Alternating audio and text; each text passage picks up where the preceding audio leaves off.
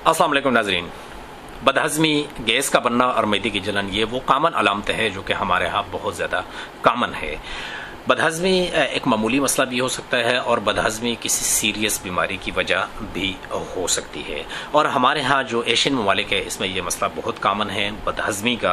Basically जो बुनियादी वजूहात है बदहज़मी की, वो 3 बुनियादी वजूहात है जिसकी वजह से हमें बदहज़मी हो जाती है। सबसे पहले नंबर पे हमारा गलत लाइफस्टाइल।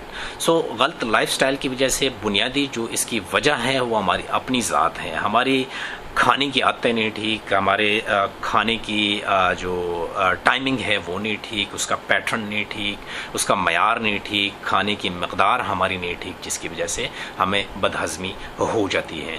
दूसरे नंबर पे कोई बीमारी वगैरह हो, बीमारी की वजह से भी बदहज़मी होती है। बेसिकली हमारा जब हम खाना खाते हैं वो मुंह के ज़रिए नीचे स्टमक में आता है, मैदे में जाता है, मैदे से छोटी आंत में जाता है।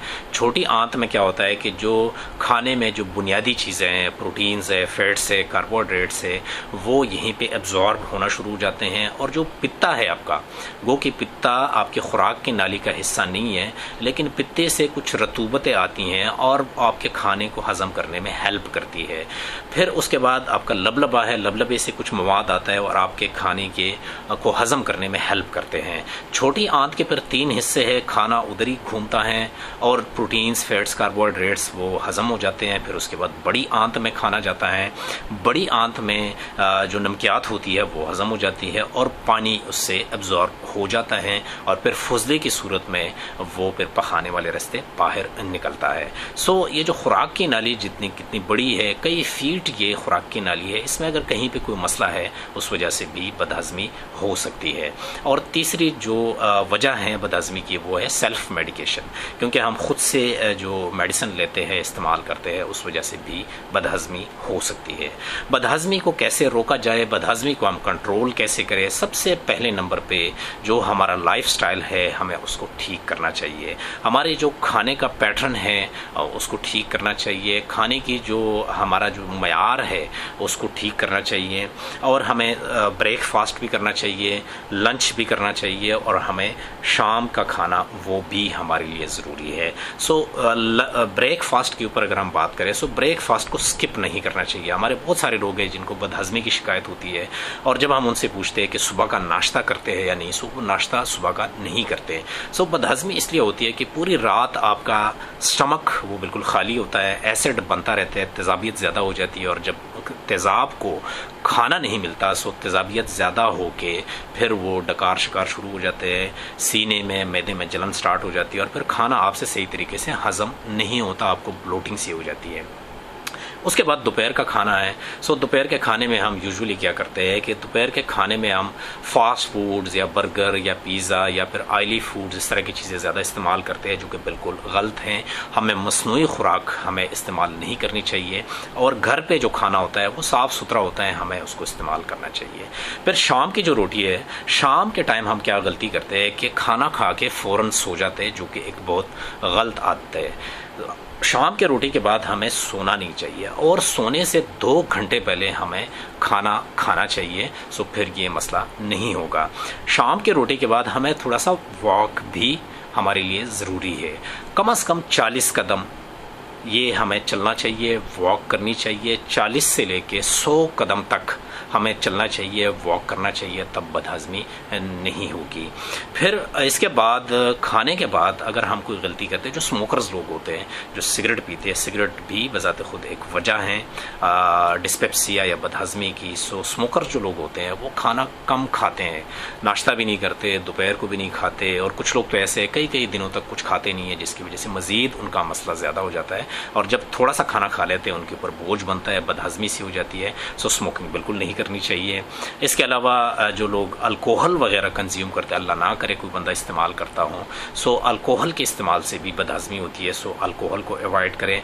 और इसके अलावा एक और बड़ी वजह है कि जो है एंग्जाइटी, डिप्रेशन, जो लोग परेशान रहते हैं वो लोग भी कम से कम खाना इस्तेमाल करते हैं। सुबह का नाश्ता क्या कि वो दोपहर को भी नहीं खाते, अक्सर शाम को भी नहीं खाते, कि थोड़ा सा खाना खा लेते हैं और वो भी बदहज़मी उनको ज़्यादा होती है। कम से कम आप परेशान रहे, क्योंकि परेशानी में आपकी कोई दवाई आपके काम नहीं आएगी। ये आपकी गलत आदतें है जिसकी वजह से बदहज़मी है। अगर ये गलत आदतें आपका लाइफस्टाइल वो मॉडिफाई हो जाए, वो ठीक हो जाए, सो बदहज़मी आपको नहीं होगी। फास्ट फूड्स को मैक्सिमम अवॉइड करें, ऑयली फूड्स को बिल्कुल अवॉइड करें। जो फाइबर डाइट है, वेजिटेबल्स है, फ्रूट्स वगैरह है, उसको मैक्सिमम आप लोग उसका यूज़ करें और पानी का इस्तेमाल कसरत से करें। एक नॉर्मल बंदे को डेली बेस पे 7 से 8 गिलास पानी वो रोज़ाना पीना चाहिए। उसके और भी बड़े फ़वाइद हैं, आपका हाजमा भी ठीक होगा, आपको कब्ज़ भी नहीं होगा। और कब्ज़ के ऊपर एक वीडियो मैंने अपलोड की है तफसीली, डिस्क्रिप्शन में मैं लिंक देता हूँ, सो आप लोग उसको भी देख लीजिए। कब्ज़ के ऊपर एक तफसीली वीडियो है। सो पानी का कसरत से इस्तेमाल है, फ्रूट्स एंड वेजिटेबल्स वगैरह ज़्यादा यूज़ करें। इसके बाद अगर कोई बीमारी है, सो बीमारी में आप लोग खुद अपने ऊपर तजर्बे ना करें, उसमें फ़ौरन इमीडिएटली आप डॉक्टर को कंसल्ट करें। डॉक्टर आपको डायग्नोस करेगा और अगर फॉर एग्जांपल खुराक के नाली में कोई मसला है सो उसका टेस्ट होगा।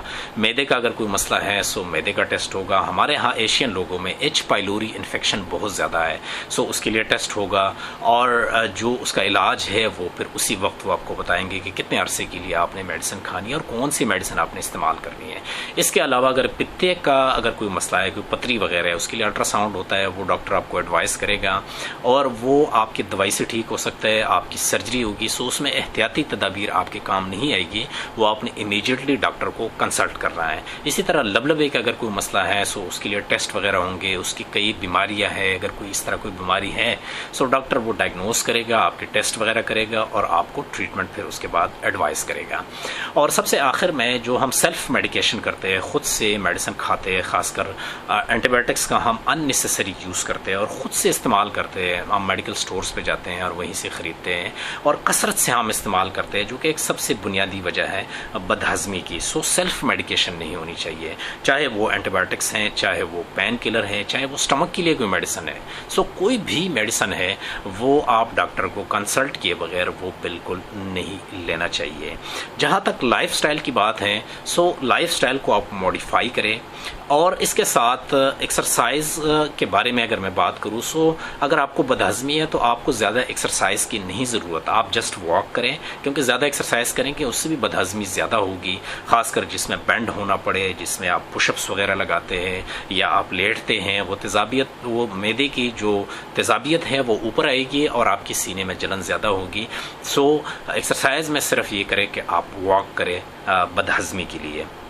सो नाजरीन, ये कुछ एहतियाती तदाबीर है, अगर हम इसको अपनाएं सो हम अपने आप को बदहज़मी से बचा सकते हैं। उम्मीद है नाजरीन आप लोगों को ये वीडियो पसंद आई होगी। अपने भाई को अपनी दुआओं में याद रखें। इजाज़त चाहता हूँ।